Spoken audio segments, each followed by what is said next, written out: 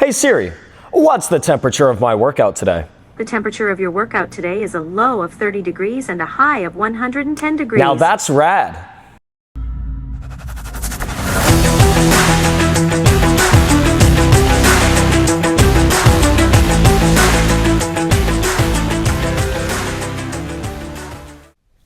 What's up everybody? Ryan Dodd here and welcome back to Rad Fitness Games. If I haven't made it obvious enough, the game concept in this video is temperature. Ooh, Mr. Rad, Mr. Rad. Yes, you, rad guy. What is the correlation between temperature and physical fitness scientifically proven to create a rad experience? Good question, rad guy. The answer is tempo. In resistance training, tempo is the speed at which you perform repetitions of an exercise. Now you might want to write this down. According to the Rad Fitness Games dictionary, it says here that the tempo of your exercise as it relates to temperature is called temperature. That's straight from the one and only copy of the official Rad Fitness Games dictionary. Seriously, you cannot find this anywhere online. Now I'm super stoked to explain all about the temperature concept to you all, but first we need to clear the air and get to the heart of the matter. What makes a repetition a quality repetition? Is it technique? Is it control? Or is it maximum radness? Yes, and yes! Here's what you need to understand. There are three contractions involved in every rep. There's the concentric contraction, the eccentric contraction, and the isometric contraction, or the hold. Now, the concentric contraction involves the shortening of the muscle fibers while generating tension, typically during the lifting phase of the movement. Conversely, the eccentric contraction involves the lengthening of the muscle fibers under tension, typically during the lowering phase of the movement. Between these phases, there should be an isometric contraction, a brief hold where the muscle generates tension without changing in length. Fun fact, time under tension during the eccentric phase is what breaks the muscle the most, and it's the contraction that makes the biggest contribution to muscle strength and size. Think about it like this. My bicep can handle more load bringing the dumbbell down versus going up, which means the eccentric provides an opportunity to safely prolong time under tension in this phase, leading to more gains. Okay, this next part is super important. You'll want to write this down. Ready? Right. Now that's rad. Remember, the eccentric contraction must always be longer than the concentric contraction. This is a critical point, not just for gaining muscle, but also for avoiding injury. If you lose control of the weight on the negative, the muscle loses tension, and then the weight ends up calling the shots. Therefore, the weight must be controlled through the entire movement. Understand that if you're not controlling the weight, then the weight is controlling you. Assert your dominance. You're in charge, not the resistance. You must tell the weight, I am your master and you will obey my command. Ooh, see that? It's trembling in fear. Now that you can distinguish the contractions of an exercise, let me explain more about temperature. It's really fun, trust. In general, we tend to associate cold temperature with slow movement, as demonstrated here with these bicep curls. Because the temperature is cold, the tempo of my repetitions is slow.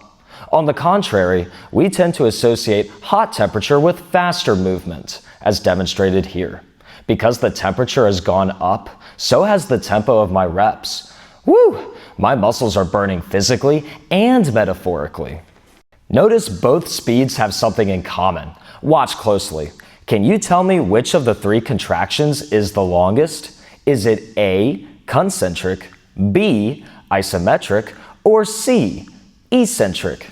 If you chose C, eccentric, give yourself a pat on the back. You are correct. If you chose A or B, you are wrong. And now you must drop down and give me 100 push-ups. Come on now. To master controlled repetitions at specific tempos, you'll need a metronome. I recommend playing a metronome out loud on your device using an app like Smart Metronome and Tuner, but any metronome app should work great. So the temperature of your exercise is the tempo itself, meaning it's the number of beats per minute you set the metronome to. Hence the name, Tempometer. Using a squat as an example, you can't hear it right now, but I have a metronome playing at 60 beats per minute. So the temperature is 60 degrees Fahrenheit. Let's call it Fahrenrad.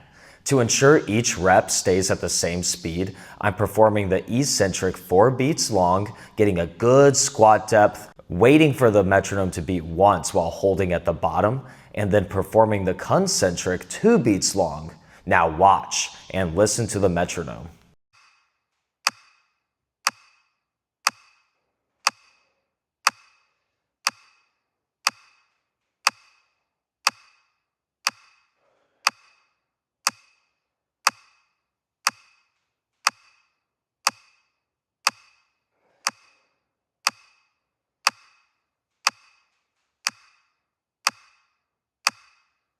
So the idea behind this game concept is to pick a tempo, play it out loud on a metronome, and then perform an exercise using the beats to distinguish the 3 contractions. Again, the eccentric must be the longest. Ooh, Mr. Rad, Mr. Rad. Oh, not this guy again. Yes, what is a rad guy? If you're exercising at a faster tempo, your repetitions will naturally speed up. Wouldn't that affect the amount of weight and reps you do to reach momentary muscle failure? Rad guy's onto something. It's important to understand that performing an exercise faster means less time under tension, which is going to make the resistance feel lighter, physiologically speaking. On the contrary, performing an exercise slower means more time under tension, which is going to make the resistance feel heavier, physiologically speaking. Right here, I'm still performing 7 beat repetitions on these squats, but now the temperature is 100 beats per minute. Because of the higher tempo, I can bang out way more reps than I did at 60 beats per minute. So to fry my muscle quicker, I can just simply increase the weight.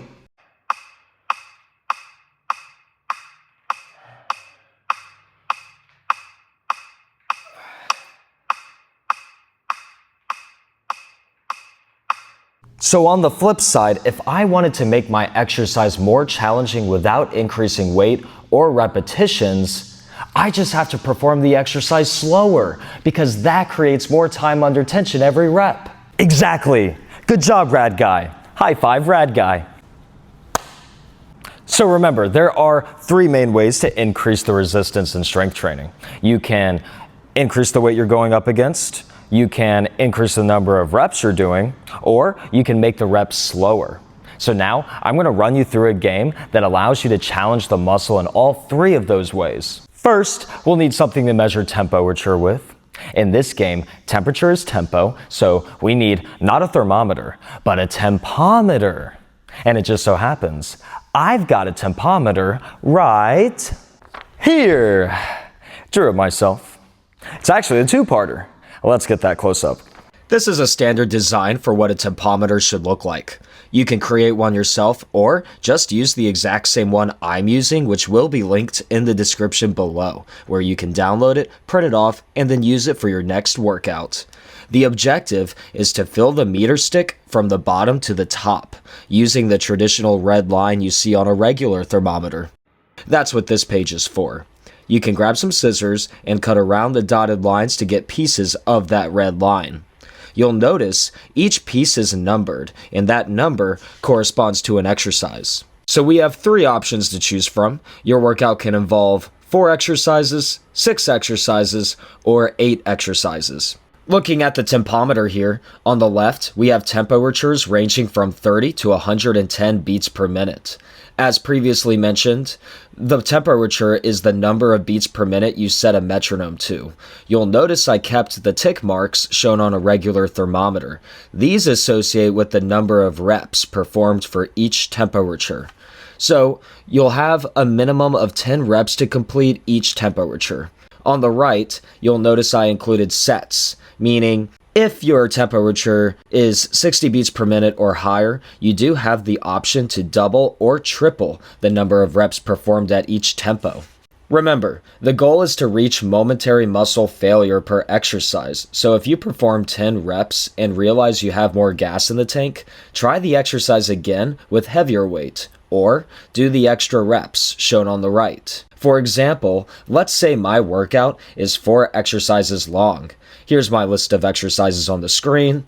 I'll grab a piece from the 4 pile and fit it right at the bottom of my meter stick. Number 2 is my first exercise, which is squats. This is a large chunk, so my total volume for this exercise is 10 reps at 30 beats per minute, 10 reps at 40 beats per minute, and about 2 reps at 50 beats per minute.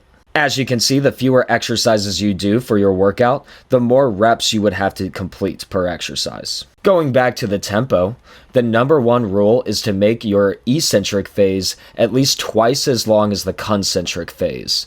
I've been preaching 4 beats on the eccentric, but I would challenge you to perform it even longer than 4 beats. However, for the purpose of this video, we'll keep every exercise 2 beats on the concentric, 1 beat at the hold, and 4 beats on the eccentric. Now that you understand how the tempometer works, let's put it into action. I'm going to demonstrate the game using the 6 exercise option. Here's my list of exercises. As I play the game, I'm going to give you a technique tutorial of each exercise you see.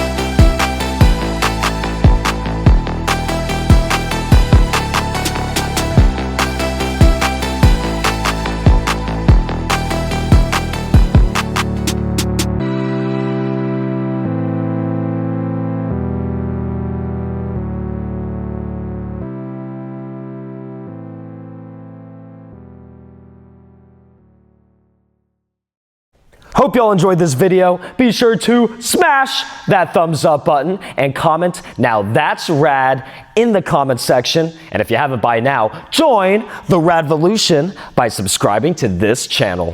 And now, let's get rad. Have fun and move with purpose. Ready to play? Let's go!